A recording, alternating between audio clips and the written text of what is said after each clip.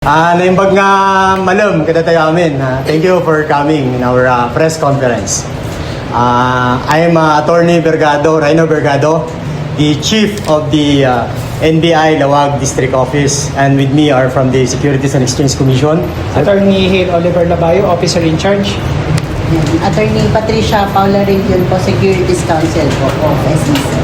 The National Bureau of Investigation, Lawag District Office, under the guidance of our Director, Attorney Melvin Matibag, in coordination with the Securities and Exchange Commission, successfully conducted an entrapment operation yesterday, March 25 at around 3:30 p.m. in Lawag City, resulting in the arrest of two individuals, namely Arvin Licuanan and Princess Diane Ramos. The operation stemmed from the request of the Securities and Exchange Commission for the NBI to conduct an investigation on an alleged illegal solicitation of investment from the public. So tayo po, nag-conduct kagad ang ating mga ahente ng verification upang malaman natin kung totoong may illegal activities na nangyayari sa isang establishmento dito sa Lawag City. And true enough, last March 24, pumunta po ang ating mga ahente doon at nagpanggap bilang mga investors.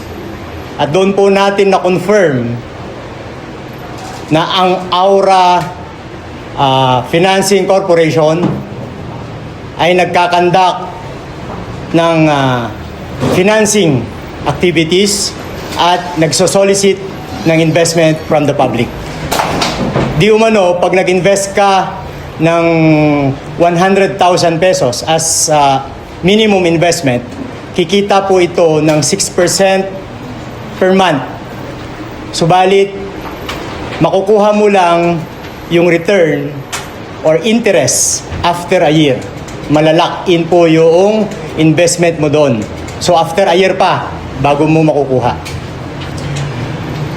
Dahil po dito, na-confirm po natin yung illegal activity, nagplano na po tayo ng entrapment operation. Ang NBI kasama ang Securities and Exchange Commission ay nagtungo po sa establishment ng Aura Financial Corporation, kung saan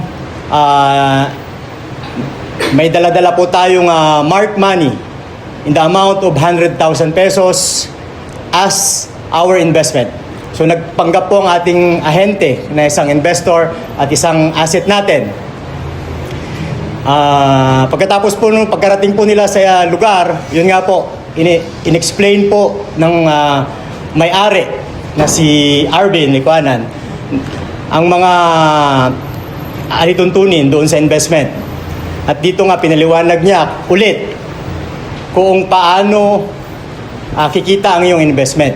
At gaya po nung nauna, inulit po niya, nakikita po ng 6% interest kada buwan, maliban pa sa equity doon sa kumpanya at dividend na idideklara ng kumpanya pag kumita ito. So, inabot po ng ating ahente yung 100,000 pesos as investment at binilang po ito ni Arvin. Kitang-kita po ito sa video natin na isi-share namin sa inyo later on, na habang binibilang niya, nakuhanan natin ng video. At doon nga po, nagkaroon na po ng pirmahan ng investment contract. Sa mga oras na yon, nagpakilala na ang ating mga ahente na NBI sila at sila ay inaaresto sa paglabag sa Securities Regulation Code. Dinala po natin sila dito sa NBI para isagawa yung normal booking procedures po natin. At kanina po, March 26, Presenta po natin sila sa prosecutor's office para ma-inquire sa kasong paglabag sa Securities and Regulation Code. Yun lamang po. Kung may mga tanong or pagpapaliwanag ang SEC, pwede po kayo. Sir, ano pong naging depensa po ng mga suspects sir, so far? Kasi naman sa certification namin, sila ay hindi registered bilang isang korporasyon. Wala rin silang lisensya para mangalap ng investment sa publiko. Kaya nga nangyari ito para ma-prevent na natin yung loss ng mga funds sa public, para dito pa lang, maaga pa lang, na-stop na. Yes, sir. So for the information of the public, sir, ano po ba yung mga red flags na dapat po tinitingnan ng mga kababayan natin para makaiwas po sila sa mga ganitong scheme? Okay, sige. So, una, check nyo muna kung anong klase siyang business organization. No? Siya ba ay registered sa DTI? Siya ba ay registered sa SEC? O kaya meron siyang cooperative, ganun. Tignan nyo muna ang kanyang primary license. And then, susunod dyan, syempre, tignan nyo rin kung siya ay rehistrado din sa ating LGU. Kung meron po siyang business permit. Based po dito sa ating nangyaring entrapment po, wala naman po silang may pakitang kahit anong business permit. Kahit nga po yung sa BIR po, wala rin po silang may pakita po eh. Kaya talagang wala silang permiso coming from sa us, coming from other agencies po, wala po silang permit. So, yung biktima nila. Ito, napaka-timely po ng pagkakasagawa natin ng entrapment operation. Kasi po sa mga normal investment scheme na ganito, kadalasan po nalalaman lang ito, nabubuking lang po ito after a year normally po. Gaya po nito, 1-year contract po ito. Malalaman mo lang na hindi pala may ibibigay yung pera mo or yung dividendo mo or yung interest after a year kasi naka-lock in. So, parang kung gumuguho po yung scam, pagkalipas ng maraming investor, pagkalipas ng ilang buwan or taon, then magrereklamo na yung mga tao. So dito po, dahil po sa maagap na aksyon po ng ating Securities and Exchange Commission, kakaumpisa pa lang po nila. More or less, 2 pa lang po di umano ang kanilang na recruit or investors po sa atin. Kaya napaka-timely po ng pagkakagawa natin ng entrapment operation habang wala pa pong masyadong nabibiktima. So based po sa setup po ng business nila, there's no way po na mabigyan sila ng license or registration to operate po? Wala po. Unang-una po linawin po natin hindi porket kasi meron kang hypothetically meron kang certificate of incorporation or registration bilang korporasyon, hindi po yan automatic na pwede ka nang mangalap ng investment. Kailangan mong manguha sa amin sa SEC ng secondary license para kayo po ay makasolicit ng public investment law. Tsaka take note din po, itong instance po na ito, itong case po na ito, ni isa pong permit wala po. So ito po, red flag po talaga ito. So dapat ang public mag-inquire bakit wala po silang permit. Tanungin nila bakit wala silang permit. So, yun yung kasahan sir na naging illegal ng gawain? Yes po. Wala po silang registration po. Primary registration, wala po. Secondary registration or license po, wala rin po. Pag makumple sila sir, hindi na sila illegal. Kaya marami ka pa pong dadaanan po. Pero dapat po, bago po kayo mag-engage sa ganitong klaseng business, dapat po, meron na po talaga kayong secondary license. Hindi po pwedeng inaayos lang muna. Kailangan approve muna ng commission yung secondary license nyo bago kayo mangalap ng investment sa public. So sir, for clarity and brevity lang po, no? So regardless if hypothetically, no, regardless if yung possible corporation is ongoing pa lang yung processing ng papel, is hindi pa rin po siya pwedeng mag-conduct ng business po, no? Hindi pa rin po.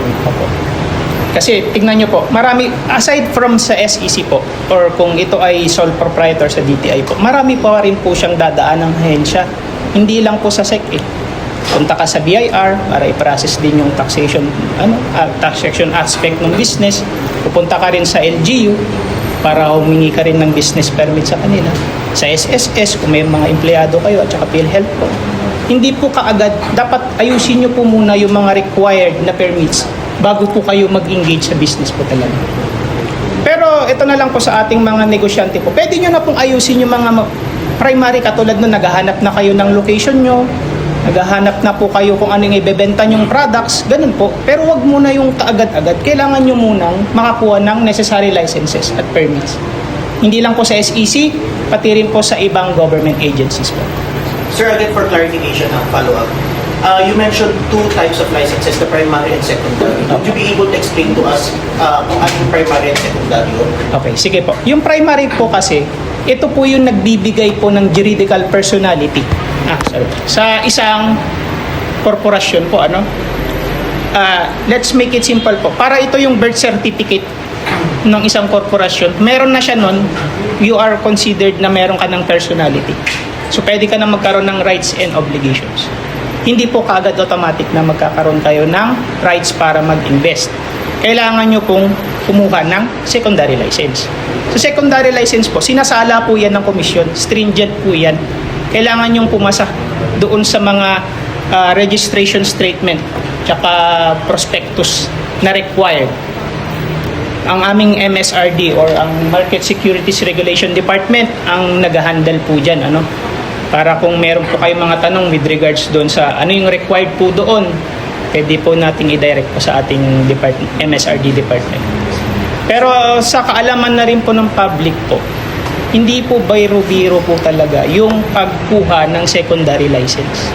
Kasi tignan nyo po, ang pinoprotektahan po natin dito, nakita nyo naman po, vulnerable po yung mga investor po. Kasi umaasa lamang po sila doon sa pangako nung business owner or nung nagmamanage nung funds. Nakaasa sila doon sa kanyang sasabihin na ito may profit na ganito ka makukuha. Sabihin na lang natin, in this case, it's 6% po per month.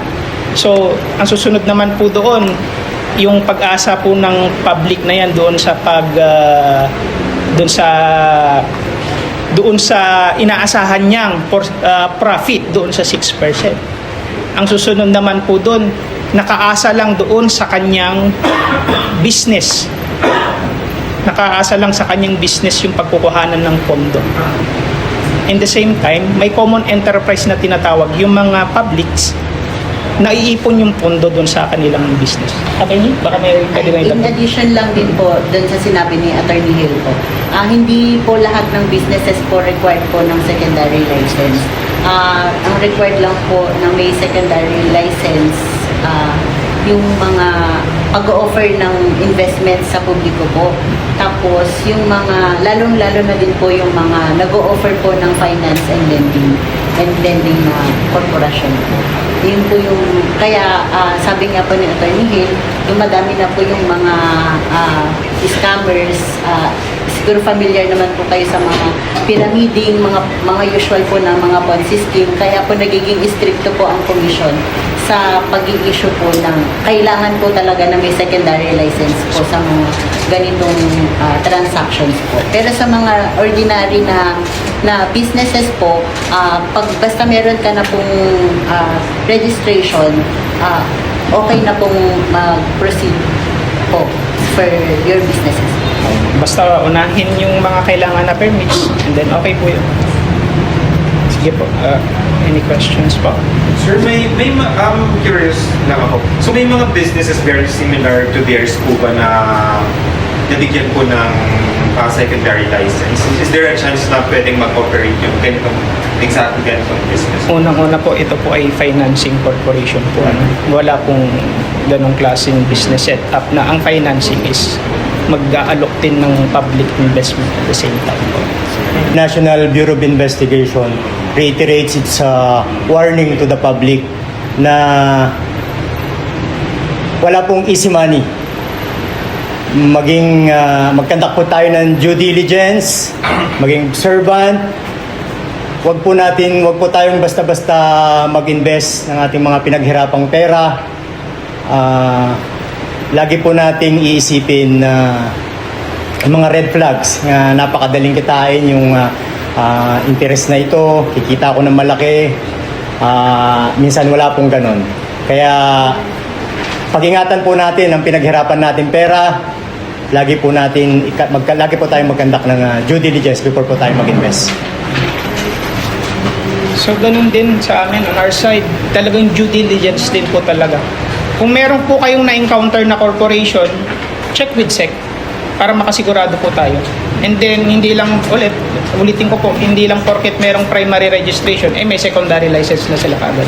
Check nyo rin kung meron silang secondary license. Nag-offer po ba sila ng investment?